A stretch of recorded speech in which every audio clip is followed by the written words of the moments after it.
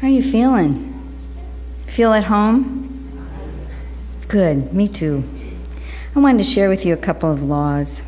Since we're, congregating, you got to know the rules. First, the law of mechanical repair. After your hands become coated with grease, your nose will begin to itch and you'll have to use the bathroom. The law of probability. The probability of being watched is directly proportional to the stupidity of your act. The law of physical surfaces. The chances of an open-faced jelly sandwich landing face down on a floor covering are directly correlated to the newness and cost of your carpet. This is one of my favorites. Brown's law of physical appearance. If the clothes fit, they're ugly.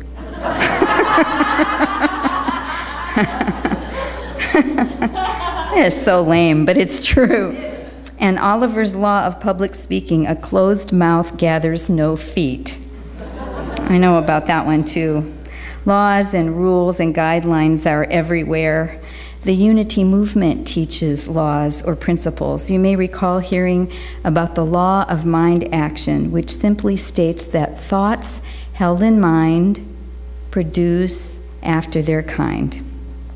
This powerful law leads to principles of practice, principles of circulation, principles of forgiveness, principles of prosperity, and many, many others. In the last few months, we've periodically taken a look at Henry Nouwen's book, Reaching Out. He examines 3 movements of the spiritual life. The first being the relationship to ourselves. And that movement is from loneliness to solitude. And then there's the movement of relatedness to other. And that's from hostility to hospitality. And the third that we're going to take a look at today concerns our relationship with God. And he defines this as the movement from illusion to prayer. So I read it. As is often the case when we go out into the world, we carry with us a certain mindset, don't we? It's interesting. I've had friends, and probably we all have, who've come from other backgrounds, and they come to Unity, and it begins to change their mind and their perspective about the world and their perspective about themselves. And even if one of my best friends grew up Catholic and she's just a cradle-to-grave Catholic, and she attended Unity for many years when I first did. Then she went back to the Catholic Church. But I got to tell you, their experience of the Catholic Church was never the same again because of her experience in Unity. So we cultivate our faith tradition, and those tools serve as a foundation for how we see the world from now on. For instance, we understand that our way of thinking affects how we are going to experience every single day. Don't we know that? So if you get up and you figure, I'm going to go to a social gathering tonight and I am going to meet some interesting people, it's kind of likely to happen, right? Unless you walk into a room of mirrors or something. But the converse, the reverse, is that you go to a party and you think, this is not going to be enjoyable, I am not going to have a good time, I don't like parties, and I'm an introvert. Guess what will happen? You're not going to have a very good time, right? So this, how we think and what we put into our mind and what comes from our heart is very powerful material. When we see conflict or tough times in the world, we do our best as a spiritual community to see a spiritual process at work versus a black hole that's hopeless, right? That's part of what we're all about, is where is God at work in this circumstance? Our metaphysical perspective colors how we read and interpret the Bible, and it affects how we read anything. So back to the book.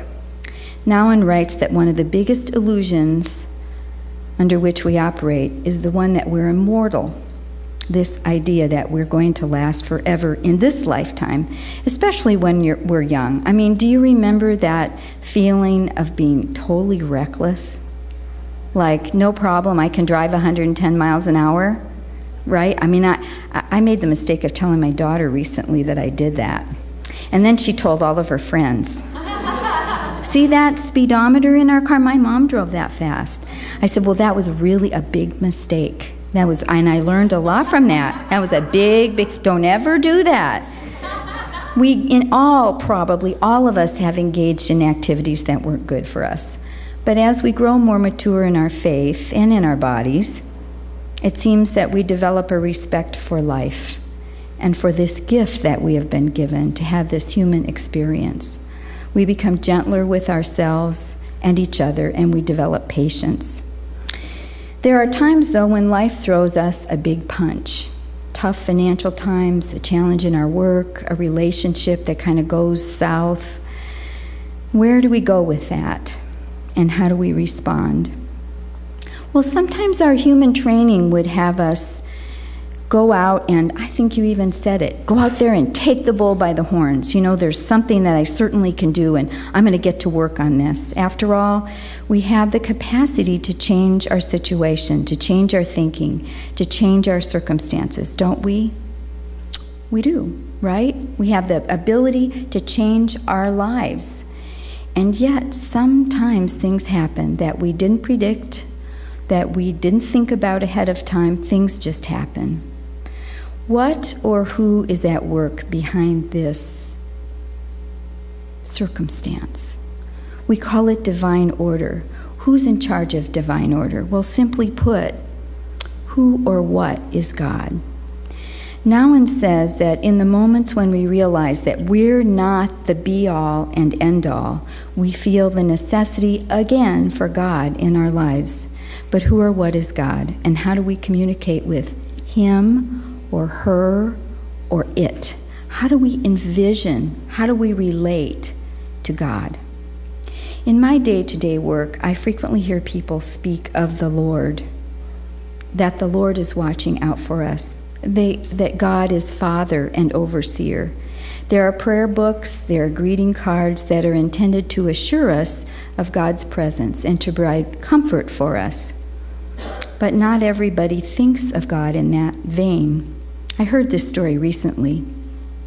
In the examination paper, the professor wanted the students to sign a form stating that we had not received any outside assistance in writing our paper.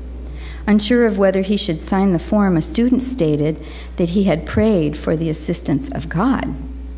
The professor carefully studied the answer script, and then he said, "You can sign this with a clear conscience. God did not assist you."